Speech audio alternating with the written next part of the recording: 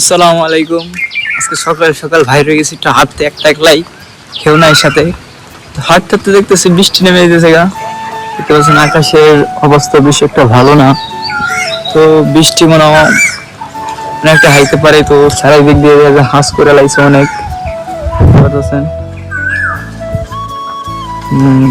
কেউ নাই রাস্তার ভিতরে, কেউ নাই, মাত্র আমি দেখতে পাচ্ছেন। আর গত সকালে বাতাস কি বাতাস, বলার বাহিরে। তো হাঁটতেছি আর ভালো লাগতেছে, সকাল সকাল হাঁটাটা ভালোই লাগে। আর সেহরি খায় ঘুমাই নাই, একটু মোবাইল টিভি আইসা পড়ছি, তখন হাঁটতেছি আর ভালো লাগতেছে। দেখতে পাচ্ছেন এই যে ব্রিজটা কিন্তু কত নীরব, অন্ধকার লেগেছে, অন্ধকার হয়েছে। আগে কিন্তু এভাবে থাকতো, রোদে ফুট পড়ে দেখতো মনে করেন চক্করে বাসিয়ে দেবো। তো আজকে দেখতে পাচ্ছেন যে অন্ধকার। তো ওই দিকে গানপাটটা দেখতেছেন, গানপাটটা কিন্তু সুন্দর দেওয়া হইতেছে এখন। সবকিছু তখন নতুন নতুন পারো যাইতেছে না, তাই জন্য গানপাটটা সুন্দর যাইতেছে, দেখতে পাচ্ছেন। তো সকাল সকাল হাঁটার অনুভূতি যারা সকাল সকাল হাঁটে জগিং করে তারাই বুঝে।